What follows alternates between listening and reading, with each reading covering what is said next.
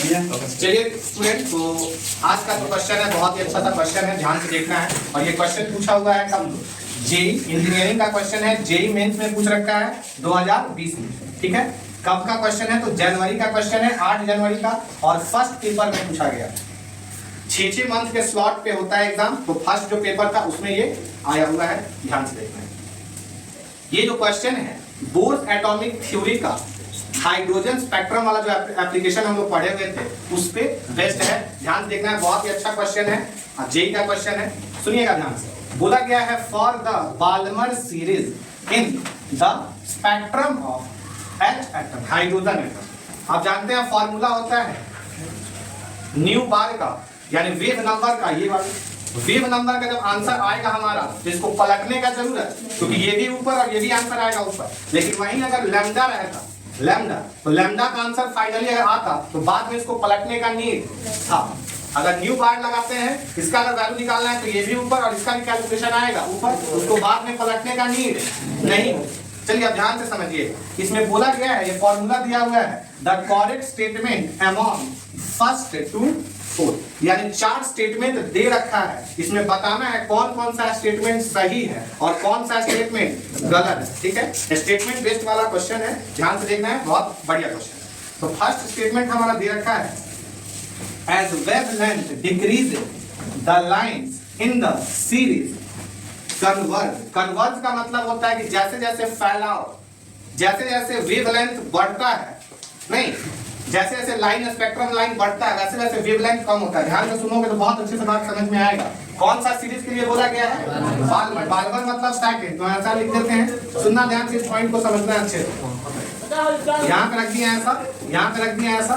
सुनना, जैसे जैसे यहाँ पे लाइन बढ़ेगा, ये वाला लाइन मान लो कि फर्स्ट से आया, एक फर्स्ट वाले से जस्ट पहला लाइन, फिर दूसरा लाइन आया, फिर तीसरा लाइन आया, फिर चौथा लाइन आया, फिर पांचवा लाइन आया। जैसे जैसे लाइन स्पेक्ट्रम लाइन जो होगा कन्वर्ज होगा, फैलेगा, वैसे वैसे क्या होगा?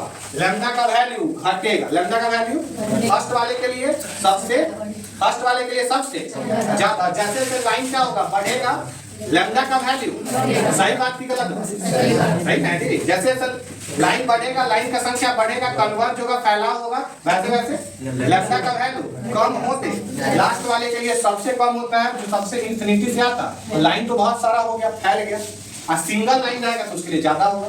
तो यही बात बोला गया है कि जैसे जैसे क्या होता है, लाइन बढ़ता है वैसे वैसे क्या होता है जी? वेवलेंथ घटता है। तो बिल्कुल करेक्ट स्टेटमेंट है, ये सही स्टेटमेंट है। आइए इधर बोला गया है the integer n1 is equal to 2, एकदम सही है, क्योंकि बाल्मर सीरीज के लिए क्या होगा? n1 का वैल्यू, बाल्मर सीरीज के लिए n1 का वैल्यू 2 होगा। सही।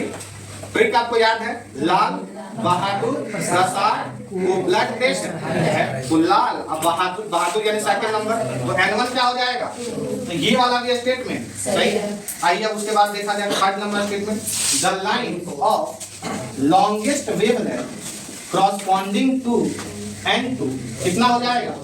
तो लॉन्गेस्ट वेवलेंथ कहा जाएगा, तो लॉन्गेस्ट तो जस्ट एक ऊपर से आ रहा, तो ऊपर से आ रहा होगा, तो n क्या हो जाएगा? n2 कितना हो जाएगा? 3 हो जाएगा। बोला गया है 3 है, सही बात की गलत बात? ये वाला भी सही है। अब आइए नीचे, बोला गया है the ionization energy of hydrogen can be calculated from wave number.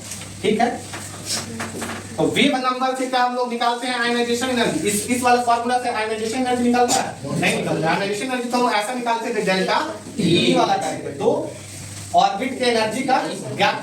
ठीक है, तो ये वाला स्टेटमेंट क्या है? गलत। यानी फर्स्ट वाला सही है, सेकंड वाला सही है, थर्ड वाला सही है। कौन सा हो जाएगा? बात समझ में आया? First statement, second statement, third statement आप, लेकिन फोर्थ स्टेटमेंट क्या हो गया? इनकरेक्ट हो गया। बात समझ में आया?